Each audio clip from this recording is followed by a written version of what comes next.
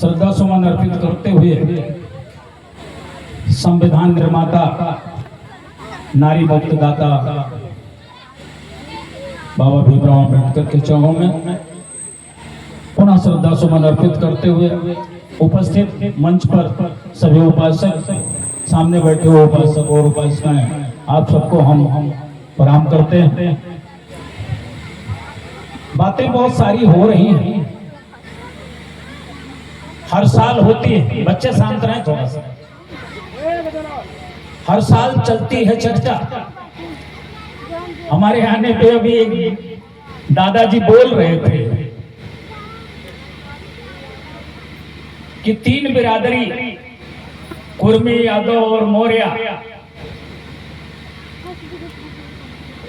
और इन तीनों में उन्होंने विशेष जोर दिया कि वर्मा जी के यहाँ 2 बिरादरी चलती है।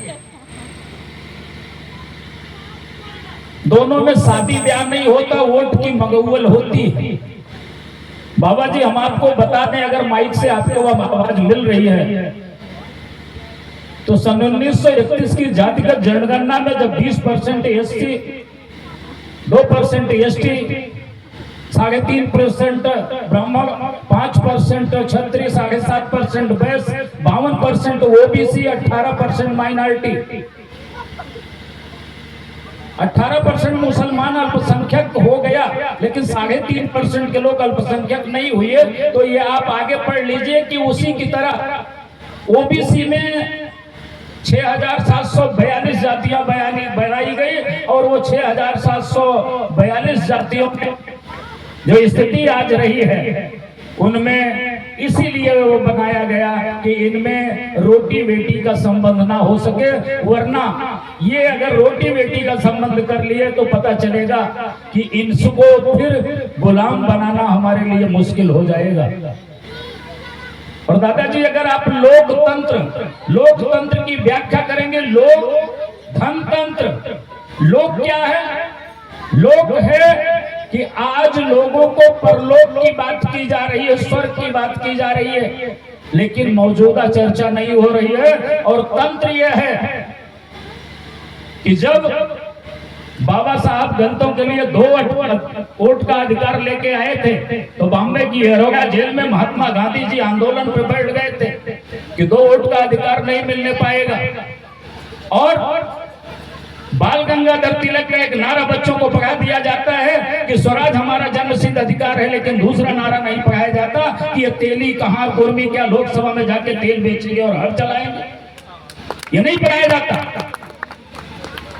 आग लगाना बहुत मुश्किल है, लेकिन आग बुझते हुए अपनी बात कह देना बड़ा आसान है। और इसी का नतीजा है कि जब पूरा विश्व बिहार में पढ़ने आता था, तक्षशिला, नालंदा जैसे हमारे विद्यालयों में जो विश्वविद्यालय कहे जाते थे, और आज भारत के लोग दूसरे देशों में पढ़ने जा रहे हैं। क्यों समाप्त किया गया, ये बात समझने की होगी। और बात एक और बता दें, मेवालाल भास्कर साहब बैठे हैं।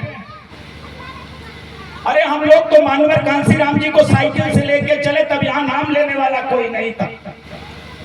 हम और राम सबद वर्मा भोजपुर, पीछे मान्यवर कांसीराम को यही दरियापुर से हम लोग बैठाते थे, पीछे पीछे चलते थे। और मान्यवर कांसीराम कहा करते थे, जब हम लोग गोसाईगंज पार कर रहे थे तो कह रहे थे कि अगर ये पेड़ पौधे मेरी भाषा बोलना शुरू कर दे तो मेरा आंदोलन सफल हो जाएगा। तो ये हुआ कैसे? तो रात में भरोसा से कपड़ा मंगाया गया, नीला नीला, और डंडे मंगाए गए और सिलाया गया, और रात में 15-20 लड़के वो बांधे और कहें कि सुबह चर्चा का विषय हो जाएगा कि नीला झंडा किसका है। तो नीले झंडे की बात शुरू हो गई। उसके बाद फिर चैतुराम सुमन का आगमन हुआ। यही मुरारपुर है, जहां मुरारपुर में लोगों ने कहा कि चैतुराम सुमन का कार्यक्रम नहीं हो पाएगा। जियालाल के काका भगवान दिन हनुमानगंज में जूता सिलते थे, चले गए, कहने लगे, कह रहे हैं लोग कार्यक्रम नहीं होगा। हम लोगों ने साइकिल घुमाई गांव में, हमने कहा कार्यक्रम नहीं होगा तो लोग सुल्तानपुर नहीं जाएंगे। तब जाकर के आज बसपा के आंदोलन को खड़ा किया जा सका। आज तब आप गर्व से कह रहे हैं जय भीम जय भारत। वरना जय भीम जय भारत बोलने के बाद पता चलता था कि पीठ लाल हो जाती थी। अभी आपने कहा जयप्रकाश चौरसिया का नाम लिया, चांदा में पीटे गए हम लोग। तो आज की स्थिति पे चर्चा करिए। आज अमेरिकी साम्राज्यवाद को पढ़ना होगा, यूरोपीय साम्राज्यवाद को बिना पढ़े हुए आप अपने आंदोलन को सफल नहीं कर सकते। जब विश्व की महाशक्तियां आपके ऊपर लगी हुई हैं, कहने में कोई गुरेज नहीं है। माधवराम गोलवलकर की एक किताब है, सन 1950 में लिखी गई, मंगा करके पढ़ लीजिएगा तब समझ में आएगा आज का इतिहास।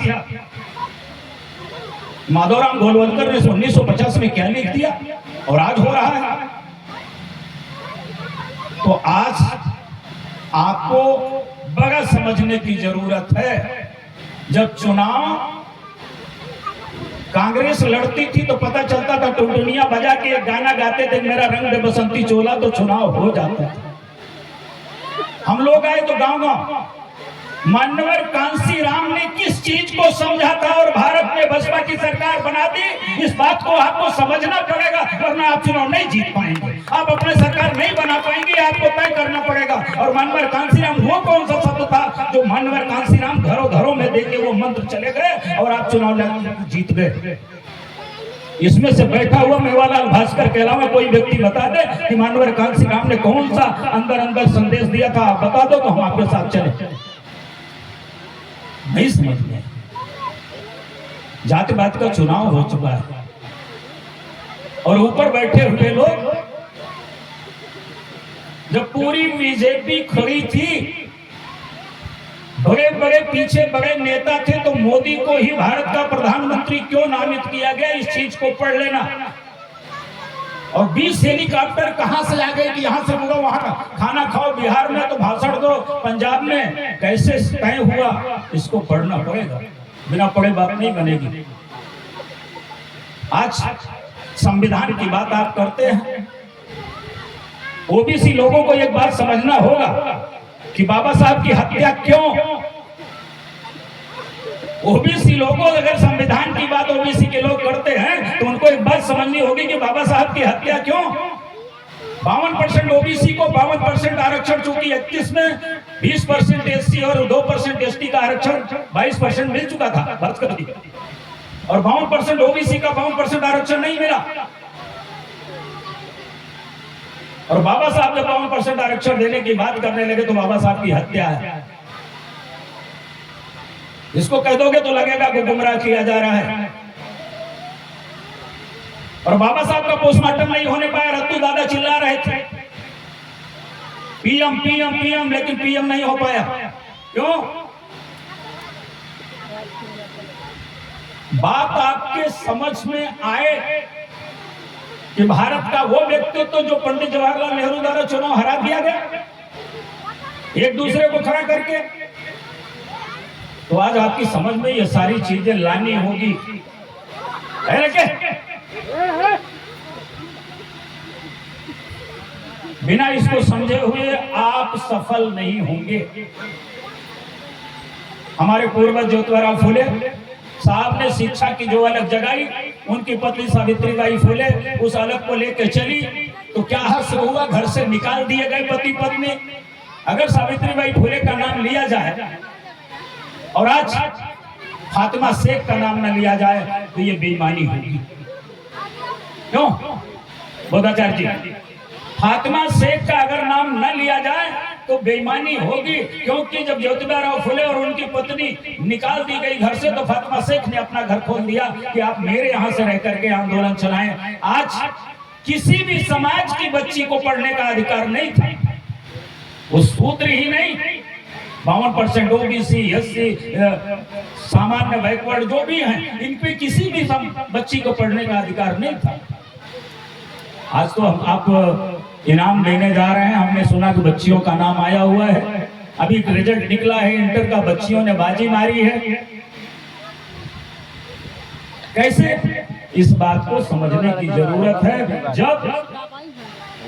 जब आप एक नारा दे रहे हो कि हमारी शिक्षा खत्म की जा रही है, हमारी शिक्षा खत्म की जा रही। शिक्षा क्यों खत्म की जा रही, विचार इसमें करने की जरूरत है। इसलिए कि इस 30-40 सालों में आप पढ़े और प्रश्न करना शुरू कर दिए। भाई तीर्थराज सर्वोत्तम जी अपने गाने से लोगों को समझाने लगे। अब तीर्थराज सर्वोत्तम जी समझा रहे हैं तो उनके आने वाली पीढ़ी को हमको फिर गुलाम बनाना है, तो सारी शिक्षाओं को खत्म करना होगा। इसमें से कितने लोग जानते हैं कि गांव में कितनी समितियां हैं? गांव में कितनी समितियां हैं?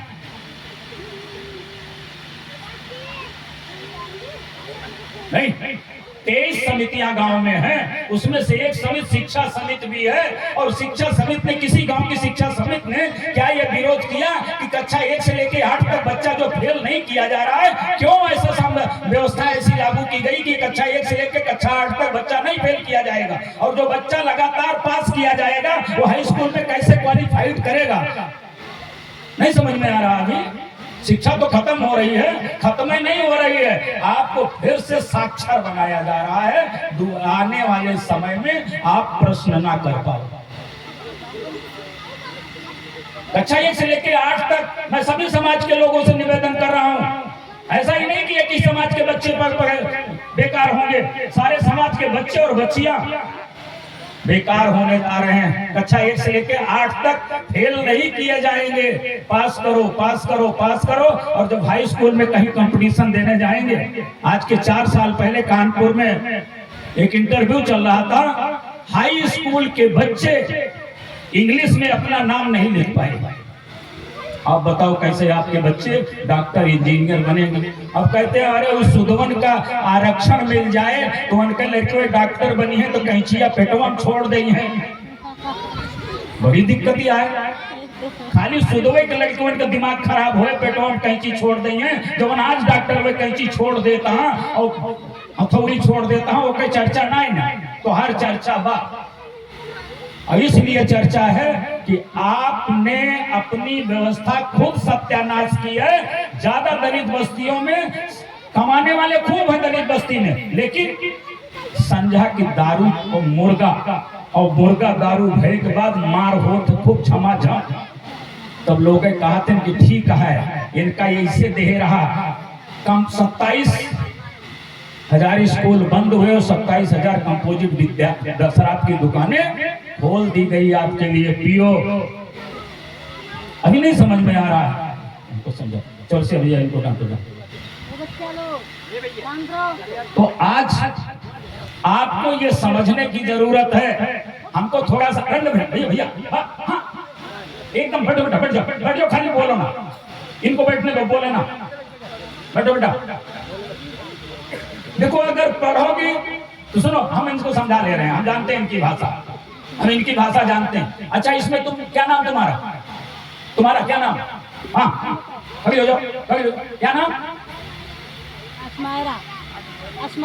अस्मायरा जी, पढ़ना स्कूल जाती हो? क्या बनना चाहती हो पढ़ करके? डॉक्टर। गले में लटकाना चाहती हो नब्ज देखने के लिए? तो चुप रहो। देखो डॉक्टर जब इसमें लटकाते हैं, लटका करके चुप होके ऐसे नब्ज देखते हैं। और अगर तुम बोलोगे यही आदत पड़ी रहेगी तो तब भी तुम नब्ज नहीं देख पाओगे, इसलिए चुप रहो। साथियों, आपको इन सारी चीजों के लिए जागरूक होना पड़ेगा। भाई भास्कर जी और जागरूक मंच पे लोग बैठे हुए हैं। मैं आपको 2 बातें और बता के अपनी बात को विराम दूं, क्योंकि कहना बहुत कुछ है। इस मरती हुई शिक्षा को देख करके हमने 1 साल पहले एक मिशन चला दिया है, उसका नाम है एक कदम शिक्षा की ओर। और अभी पखरौली में, भाई राकेश जी थे, पखरौली में हमने लमसम 150 बच्चों को पुरस्कृत किया है, जिसमें पहली बच्ची जो फैजाबाद मंडल में 3रा स्थान लाई है, उसको साइकिल इनाम हम लोगों ने दिया। कम से कम 30 से 32 हजार रुपए का इनाम। और अगली बार के लिए मैं सारे गांवों को निमंत्रण दे रहा हूं। हम लोग हर महीने एग्जाम लेते हैं। हमारी कसौटी पे जो बच्चे आगे निकलते हैं, अगली बार का फर्स्ट स्टाफ का स्कूटर इनाम रखा गया है। बच्चे पढ़ें, गार्जियन पढ़ाएं, और कैसे पढ़ाएं यह भी बताया जाता है। बेटा चुप रहो। नंबर 2, दो विषय और बता करके, चूंकि अब इनके लिए, आपके लिए नहीं, इनके लिए एक योजना चल रही भास्कर जी, स्वामित्व योजना, नई जानकारी में। हाँ, एक योजना केंद्र से निकली हुई है, स्वामित्व योजना। स्वामित्व योजना है क्या कि जब भारत में कृषि मंत्री माननीय चतुरानंद मिश्रा के थे, तो हमने एक मांग की थी, उस समय बहन जी की सरकार थी दिल्ली यूपी में, कि उत्तर प्रदेश में केरला और तमिलनाडु की तर्ज पे किसान क्रेडिट कार्ड दिया जाए। माननीय चतुरानंद मिश्रा ने 10:30 बजे रात को किसान क्रेडिट कार्ड दिया, जो आज सब जितने लोग किसान हैं, जिनके पास जमीनें हैं, किसान क्रेडिट कार्ड मिला।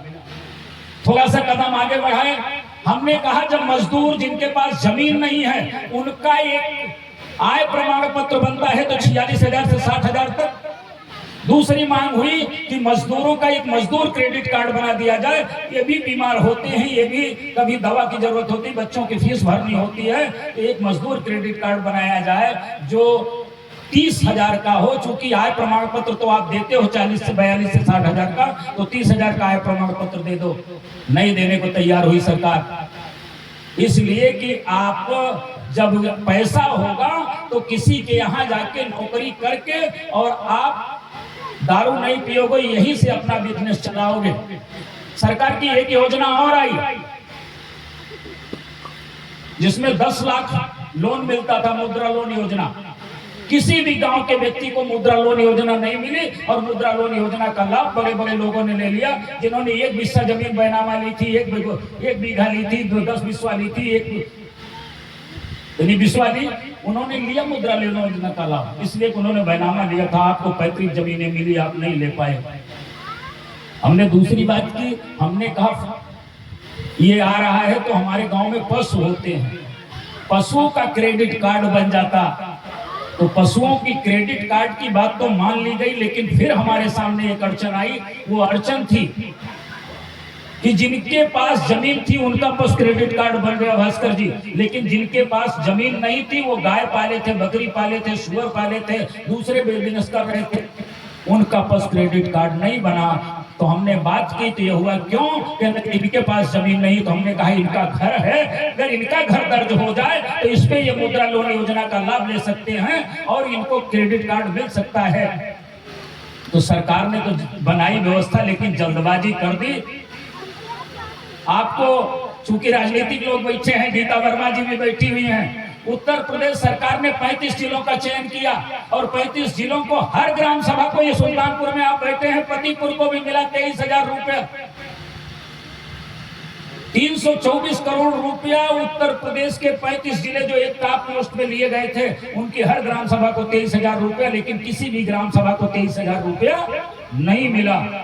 और वो पैसा डीडी के खाते में आया, जो आपके जिला डेवलपमेंट अधिकारी यानी जिला विकास अधिकारी होते हैं, और सीआरओ के माध्यम से वो 324 करोड़ का 324 करोड़ रुपया फिर से सरकार में चला गया।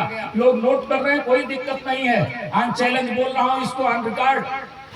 324 करोड़ चला गया। फिर आप 2020 में, और उसके बाद ड्रोन कब हुआ, और ड्रोन उड़ने के बाद घरौनी जो बन रही है वो भास्कर वाली हृदय राम के नाम, हृदय राम वाली इनके नाम, उनकी वाली उनके नाम, ये घरौनी बन रही। जिस दिन बटेगी उस दिन इतनी मार होगी कि शायद FIR लिखना पुलिस वाले भूल जाएंगे। इसमें प्रपत्र 5 से लेकर के 7 प्रपत्र 7 मिलना था भास्कर जी को। ये भास्कर जी, ये आपका घर की चौहद्दी है, ये इसका नक्शा है, इसके ये त्रिकोणी, खटकोणी, पचकोणी है, और इसका रकबा ये है।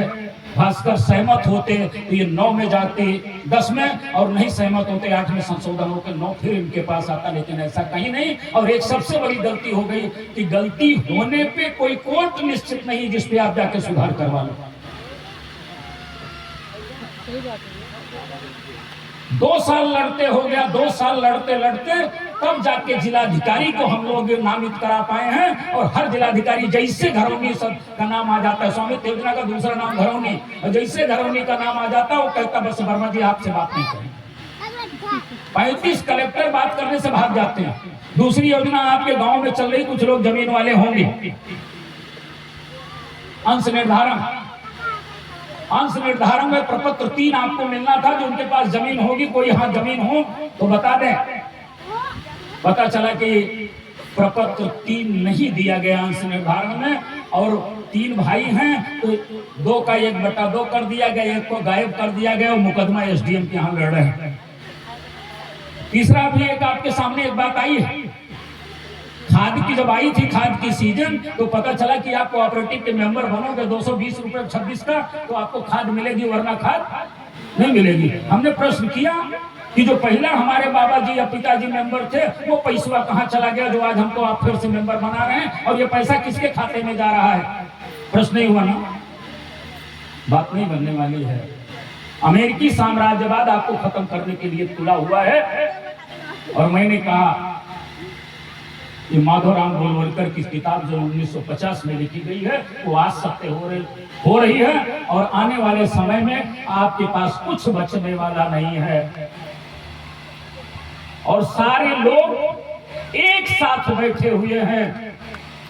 अमेरिका कह रहा है कि जो तंत्र है इस तंत्र को हम खरीद लेंगे, लोग अपने आप खरीदेंगे। ये लोग बैठा हुआ है, तंत्र दिल्ली और लखनऊ बैठा हुआ है। और किसने कहा? इसी ने कहा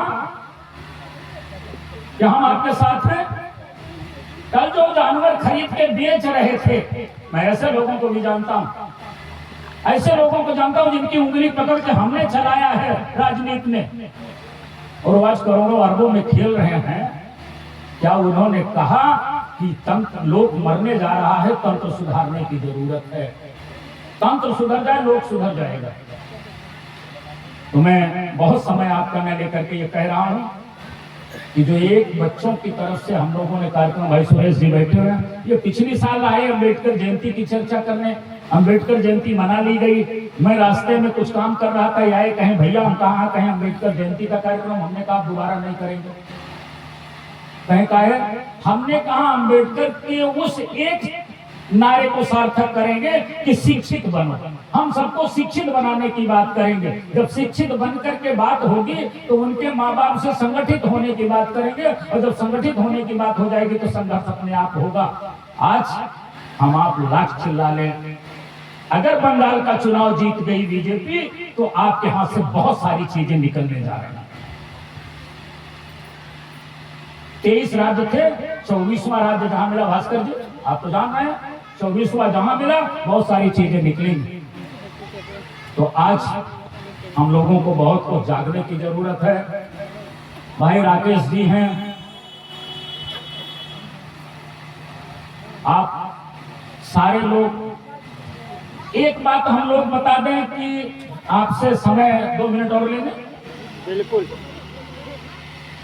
13 महीने का एक आंदोलन चला दिल्ली में, 640 साथियों को हम लोगों ने सामने मरते हुए देखा, लाशें उठाई हम लोगों ने। वो एक चीज मांग रहे थे कि मोदी जी हम सारा सामान, हमारा ये पिछड़ा वर्ग, दलित वर्ग, माइनॉरिटी, सब जितने लोग हैं ये खरीदते हैं सारा सामान एमआरपी पे।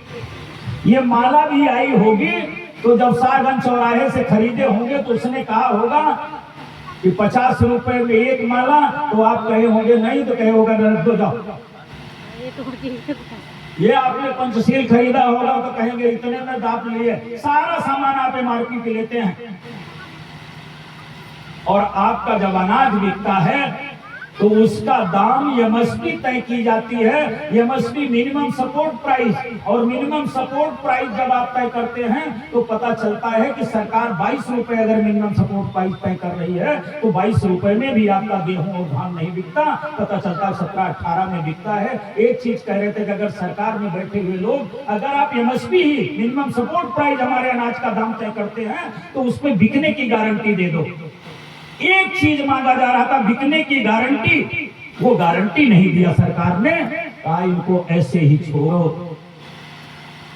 और अब अभी कांग्रेस की बात आई थी, मनमोहन सिंह ने अमेरिका में कहा कि 51% से ज्यादा एफडीआई नहीं लागू करेंगे, चाहे सरकार रहे और चाहे चली जाए। और 100% एफडीआई की चर्चा माननीय मोदी जी को करनी थी, अमेरिका को करनी थी, 100% एफडीआई। और मोदी जी को तैयार किया और मोदी जी के माध्यम से 100% एफडीआई लागू हो चुकी है। एफडीआई का मतलब फॉरेन डायरेक्ट इन्वेस्टमेंट, विदेशी कंपनियां आएंगी, पैसा लगा के और चली जाएंगी। यहाँ का कच्चा माल है और कच्चा माल और सस्ता लेबर। इसलिए आप लोगों को होशियार रहने की जरूरत है, जागरूक रहने की जरूरत है। आप समय समय पे ऐसे आयोजनों का होना भी बहुत जरूरी है, वरना आप भूल जाएंगे कि हमारे बाप कौन थे। ज्योतिबा फूले जब छत्रपति शिवाजी की समाधि पे फूल चढ़ा रहे थे, साफ कर रहे थे, तो किसी ने कहा, है ज्योतिबा क्या ये शिवा तेरा बाप लगता है? तो उन्होंने कहा, हाँ शिवा मेरा बाप लगता है, इसलिए समाधि पे फूल चढ़ा रहे हैं, साफ कर रहे हैं। तो हम सारे लोगों को एक होना होगा, क्योंकि हमारा खून, हमारा खान पान, सारी चीजें एक हैं। और एक चीज बता दूं, मुसलमान को बताया जाता है कि सबसे बड़ा टारगेट किया जाता है, यही आपका दुश्मन है। मुसलमान हमारा दुश्मन नहीं है, इस बात को नोट कर लो। इन्हीं शब्दों के साथ अपनी वाणी को पुनः विराम देते हुए एक कदम शिक्षा की ओर आगे बढ़ने की जरूरत आपको है। इन्हीं शब्दों के साथ पुनः विश्व के महान वैज्ञानिक तथागत बुद्ध के चरणों में श्रद्धा सुमन अर्पित करते हुए, भीमराव अम्बेडकर के चरणों में श्रद्धा सुमन अर्पित करते हुए अपनी वाणी को विराम दो। जय हिंद, जय भारत, जय भीम, जय भारत।